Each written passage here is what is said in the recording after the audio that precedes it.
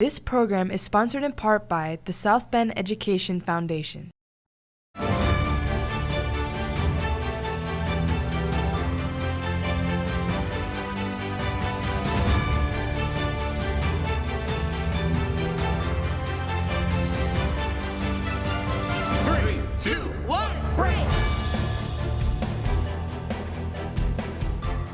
Welcome to The Break, where we bring you the latest news from South Bend schools and the community.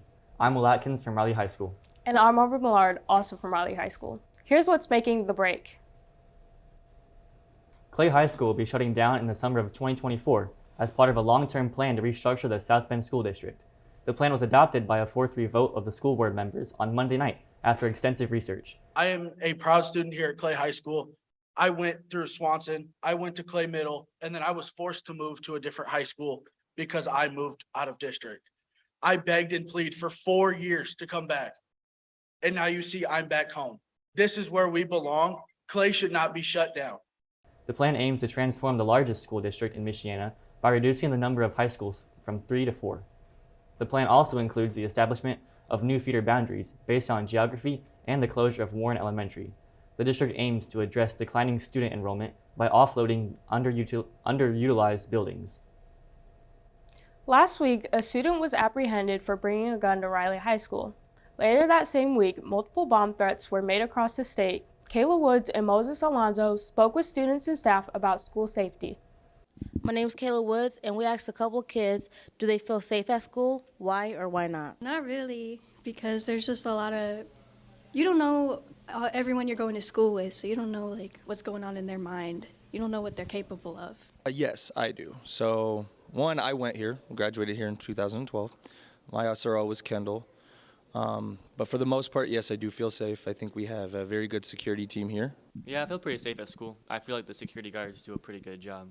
The people that have brung weapons only brought them to protect themselves because of their quote-unquote ops, as they say, the opposition, the people that they're beefing with.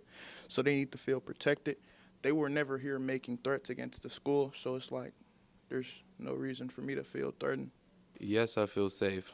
Why? Because, it's somewhere I can be, with no problem. We also asked kids and staff how we can make school safer. I think locking the doors a little bit more would be nicer. A lot of kids just do open the doors for anybody, because sometimes teenagers can make dumb decisions. But I don't feel like it's the faculty's fault. It's more on the students' part. Classic school shooting, first instinct is just to hide, not really to help. Metal detectors. We also asked kids if they had any shared memories about the lockdowns or threats. I think it was like freshman year, we got a threat during the school day, and it lasted for like 2 hours. We were doing nothing.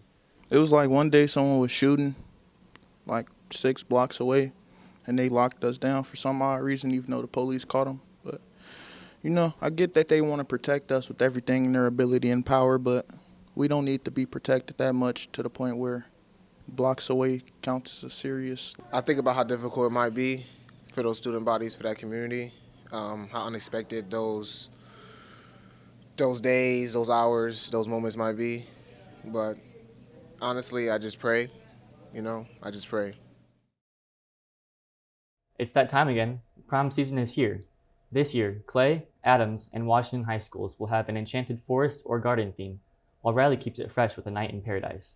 Don't forget to buy tickets as they will not be sold at the door. Clay and Adams tickets are priced at $35 for singles or $60 for couples. Riley's single tickets are $32 with a break for couples at $30 per person. And Washington is selling singles for $30 and with couples tickets for $55. The last day to buy tickets is April 26th for Clay, May 4th for Riley, May 11th for Adams, and May 5th for Washington. While fall elections may seem far away, it's never too early to start considering your civic duty. Our reporters Daniel Payne and Maya Mason recently attended a voter registration event for students.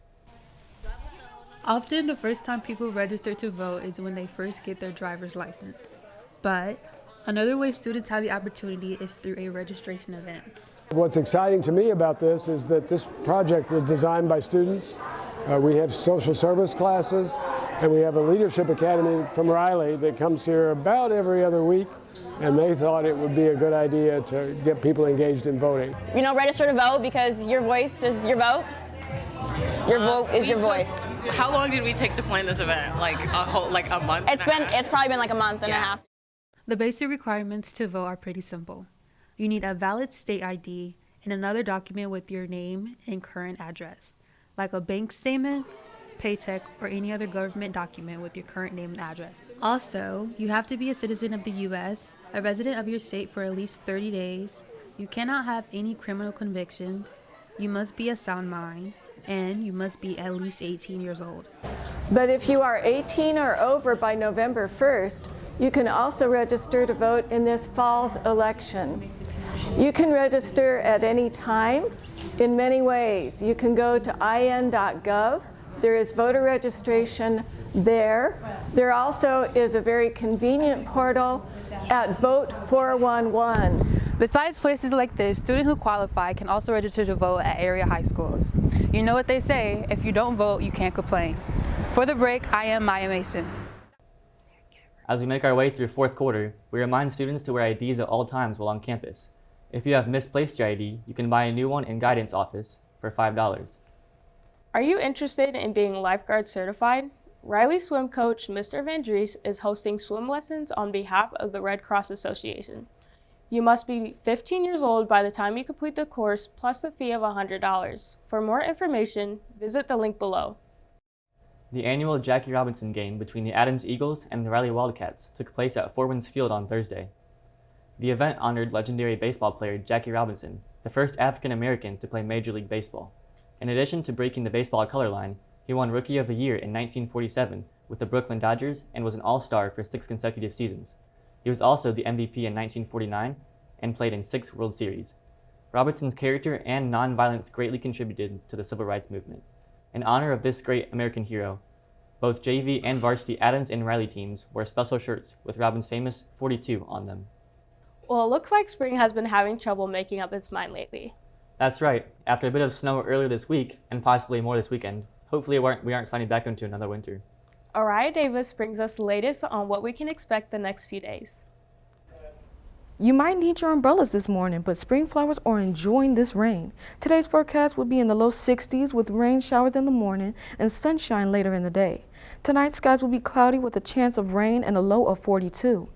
Saturday, skies will be cloudy with some rain in the morning and a high of 45.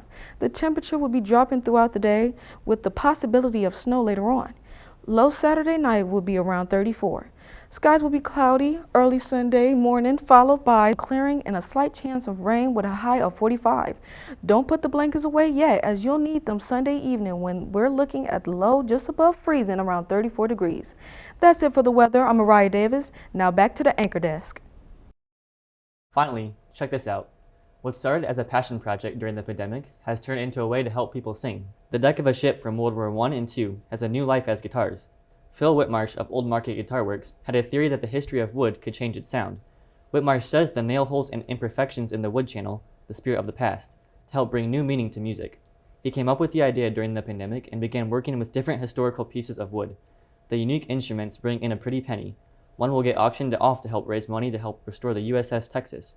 Whitmarsh says he hopes to get more wood from the Battleship Foundation so he can make a series of guitars for charity. Thank you for joining us on The Break. Be sure to check us out online at sbstvradio.org. I'm Aubrey Millard. And I'm Will Atkins. Have a great weekend.